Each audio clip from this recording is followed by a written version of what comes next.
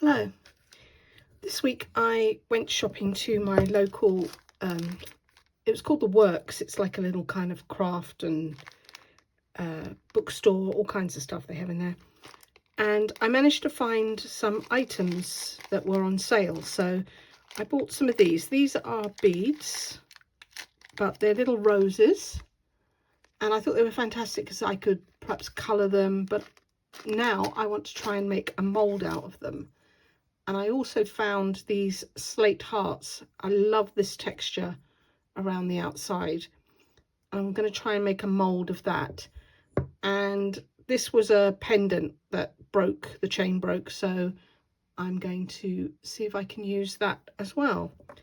I've got a mould housing and I've cut a piece of contact paper, the clear sticky back paper, which I hope will work. I've cut it slightly larger than my housing, and I'm hoping that I can use this to stick my mould down on and seal the base. And as I say, I've cut enough that I can hope to try and stick it up the side a little bit.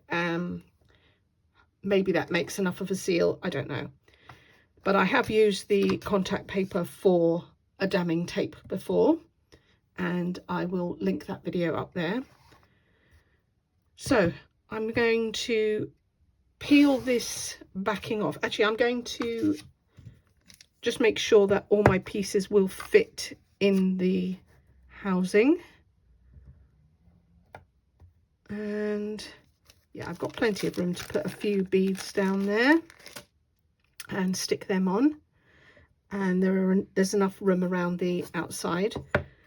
So this clips together with little, I think they're called, actually I don't know what they're called, spring-loaded clips, I think.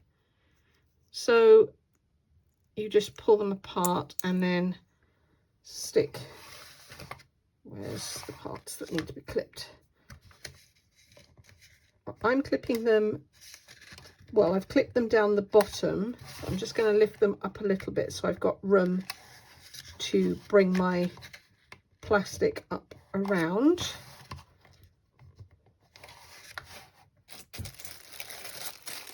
And I will link on Amazon where I got this one from. But there are lots of different makes out there. So I've got clips on all of them. Yep. Okay, so I just want to make sure that it's all, well, that one's upside down. Just make sure that you actually do put them in the correct way. That's why it wasn't fitting properly. There we go. Okay. So let's see if I can get the backing paper off of this. That's always fun, especially if you don't have any nails. Right, let me try the tape method. See if I can get that apart. Two pieces of masking tape, one on one side and one on the other, and pull them apart. Hallelujah.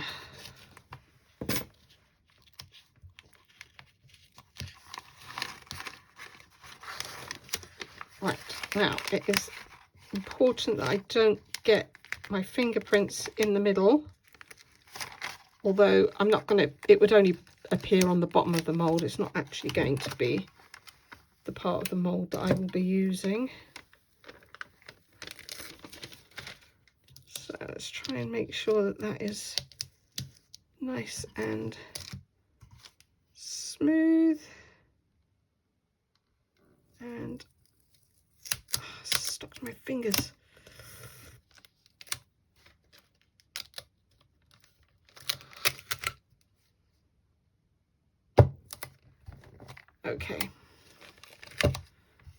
So I put that down.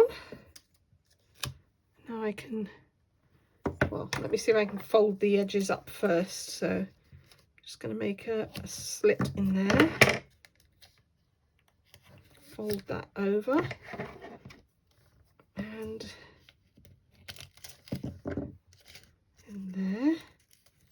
Let's see if I can get that off now. Actually, I might need to cut that.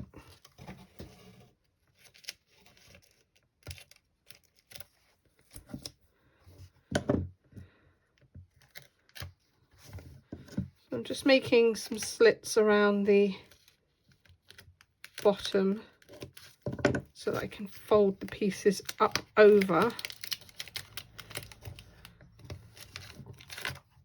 And then hopefully that will prevent any leaks. Not very good cuts, but never mind. Move those up a minute.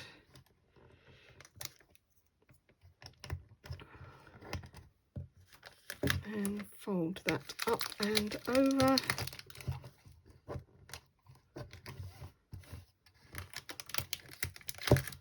Move those up.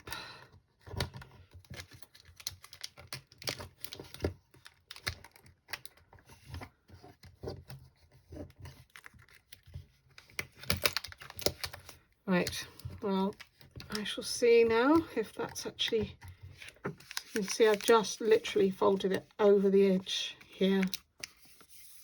And I'm going to make sure that that is pressed down onto the bottom nice and firmly.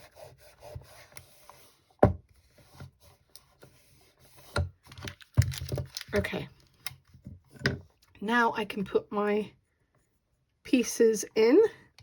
I just need to go over the top of this for a minute so I can see what I'm doing.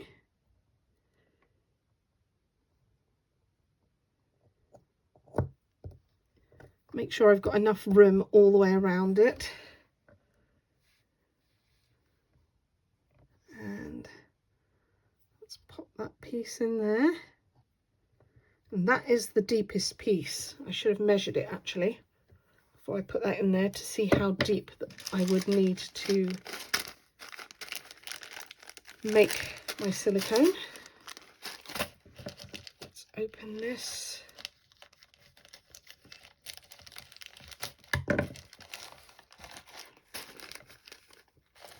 So here are the little beads. I'm just going to put a few of them in there so I can pour multiple at the same time if this mould does work out.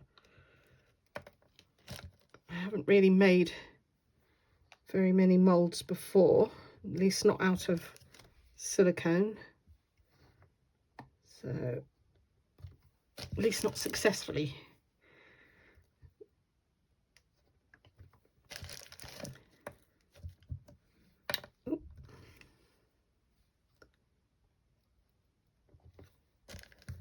And I can fit one more in there, I think. Okay. Make sure everything is stuck down. In order to find the volume of my mould, I went to this calculator, which is online. I'll leave the link down in the description box below. And I'm going to scroll down the page because there are lots of different calculators. I'm going to use the rectangular cuboid, even though my mould is a square. I don't want to use the cube because it doesn't give me a chance to put in the height. So I went to the rectangular one. I changed everything to centimetres, which is what I am going to be measuring in. And I want my volume to be calculated in litres. Then I just input my figures. My mould was 10 centimetres square. And the highest point was 1.2, which is just a little bit above the rose. That gave me 0.12 of a litre, or 120 millilitres. And so I would need 60 millilitres of each part of my silicone. I was using a brand by BBDINO, and it's a 2-part silicone, 1:1 by volume. and I wanted 60 millilitres each, so I just used a little medicine cup, which was 30, and I did 2 cups of each. So here I am just mixing it up, as you would, very much the same as you would with resin. And once I had it mixed and stirred for a good 5 minutes, I was ready to start my pouring. I poured from a height to help eliminate any bubbles and made sure that I got it all around, covering every piece. And you can see that there really is hardly anything left in the cup. So I think the calculator was definitely the way to go. It gave me just the right amount and I didn't have to waste any.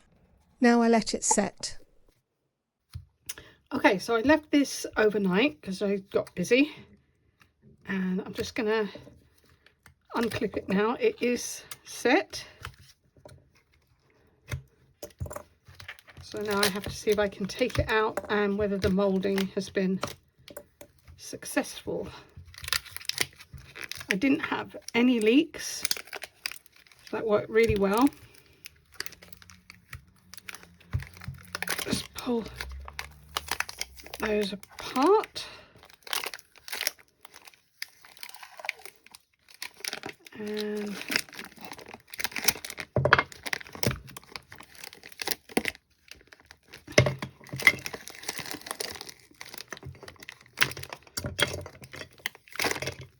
there we go. Let me get rid of that. Move the clips out of the way. So I have got a little bit of a leak underneath my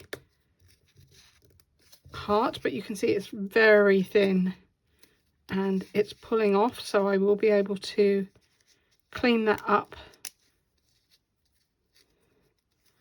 But that one was fine, that didn't have any problems. So let's take that out.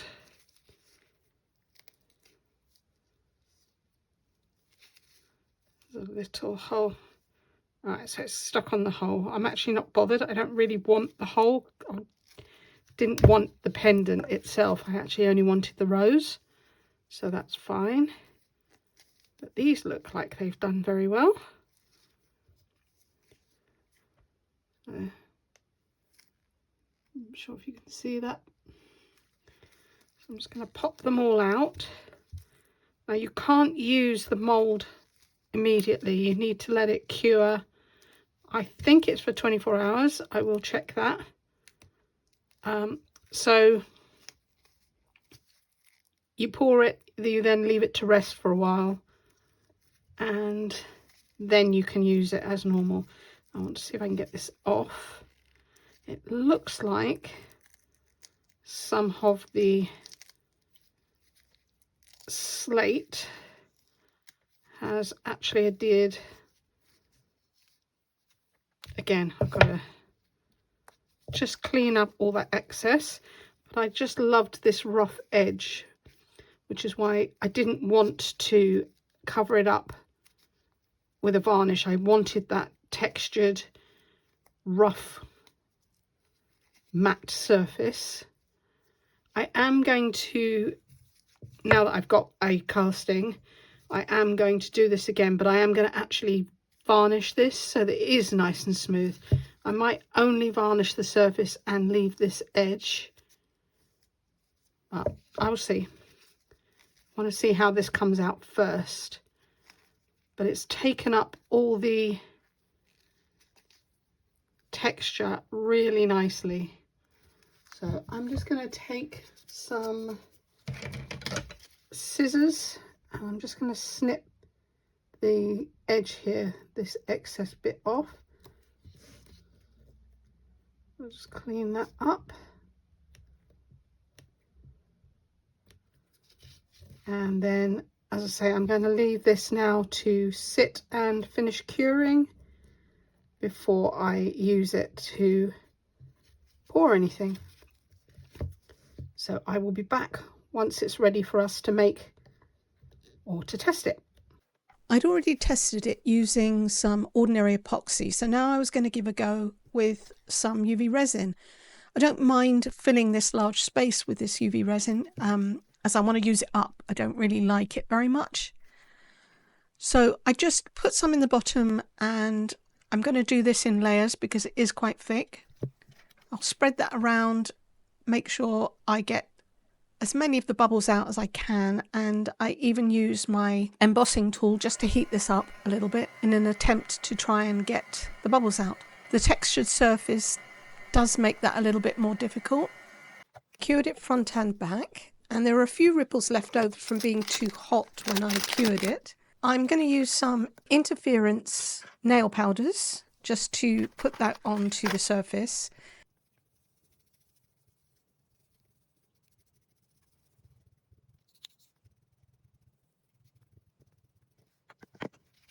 Then I will add another layer of the UV resin and cure that as well.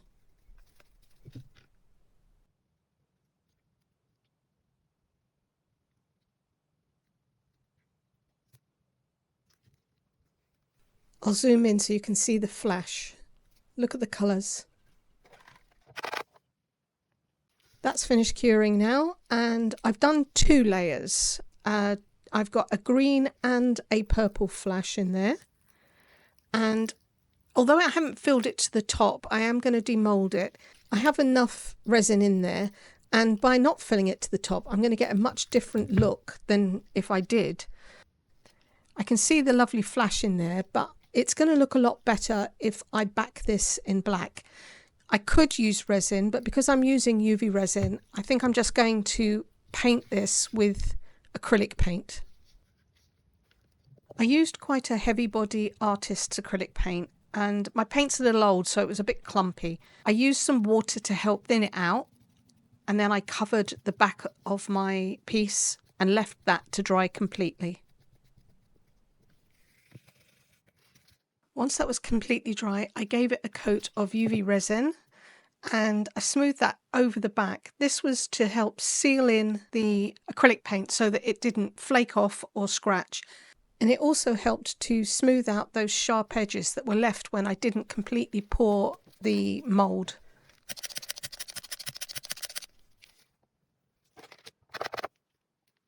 I got a mould from Temu that has some pine branches and holly leaves, but it also just has some ordinary leaves in it. So I filled those with some green mica, and I used some UV clay. I rolled it into a little ball and then pushed it into the mould with my fingers. I used a micro brush stick just to get it into all of the little tiny edges and corners. And then I used the end of the stick just to pull off any excess and tidy up the edges. Put the rest of that back into the pot, and then I used my brush just to dust some more mica on top of that. And then I cured that for 150 seconds. Then I demoulded it and cured it again onto the back. So this is what my heart looks like now, and the back is finished. And here are the little leaves that I just made out of the UV clay. So I want to put the leaf down the bottom, and I have a rose that I did out of epoxy resin, and I'm going to stick those onto the bottom like so. And I will use some B7000 glue to do that. But first I want to make another rose, and I'm going to use some UV resin to do that. So I've got some that's got some glitter in. I always store my unused UV resin in a box, so I'm just going to use this up, and I'll fill this cavity a little bit at a time. Now it is a rose, so there's lots of petals and dips and valleys, so I need to make sure that I get the UV resin all the way in there, and I'm just using my stick to gently poke and make sure that there aren't any bubbles in there. Then I'll cure it a little bit at a time and keep filling it. Okay, that's all done, and I did cure it from the back as well. So I'm going to take it out, and it looks misshapen because it was the pendant mould that I cast. So there is a little bit extra around the bottom. So I'm just going to cut that off while it's still pretty soft. It's just been cured. I apologise for the camera angle, but I am just using my scissors to take off the excess. And here it is. It's really pretty and glittery. So I'm going to use this one, I think, on this piece. So let me just set that back down and have a look at how I want to arrange it. There's also a little bit extra on this, so I'm just going to snip that off too. Now the UV clay is much softer than UV resin, so it's easy to cut even if it's been cured for a while. Now I'm going to use some B7000 glue just to attach these to the bottom. So I'm going to go ahead and glue those up, and then I need to leave this to set for at least 45 minutes, although the glue doesn't actually cure until 24 hours. A little of the glue seeped out and I'm using a stick to remove it so that I don't have a shiny area. Okay, that's been sitting for a couple of hours now, so I'm safe to do the next step. I used my Cricut to cut out a name using some smart vinyl in the colour Champagne. And when I was peeling it up, I managed to take away the little dot above the eye. So I'm just trying to retrieve that, and I'll stick it back onto the release paper so that I can pick up everything all at once. There you go, just got it in place. That'll do. And I just need to take out the center of the A. So I use a pair of tweezers just to pull that out. And then I'm using some masking tape to transfer this across. So I'll rub the back and then pull this back at a sharp angle, which allows me to transfer onto the tape. And then I can still see where I'm positioning it, and I'll just rub it down. Now the base is textured, but this vinyl sits on here quite nicely. And I also did another one. Now this is epoxy resin. Everything is epoxy resin apart from the leaves. And this is UV resin. I've also made an aqua cast version. And this is what this looks like. Now that needs to completely dry. But I even managed to make some roses as well. So you'll see this in another project later on.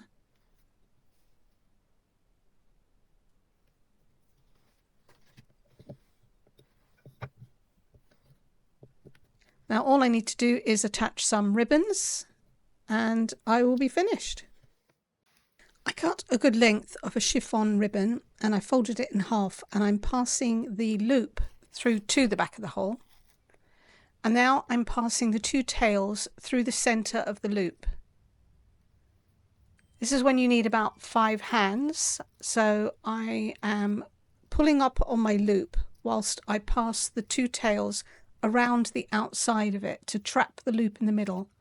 Then I can tie a knot around that, and once I've got the knot secure, I can form a bow.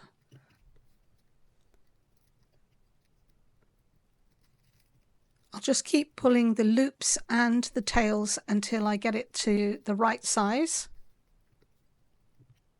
And then I can put my fingers on the knot to keep it secure while I put it to the right size and snip the edges off. And I think you can see that as I only partially poured this, it looks different from the other heart. I'm really pleased with the way that they came out, and it's a successful moulding. I'm definitely going to try it when it's shiny. If you've liked this video, please give me a thumbs up and comment. If you haven't subscribed, please do so. It's free, and I'd love to have you join me next week to see what I'm doing. Thanks. Bye.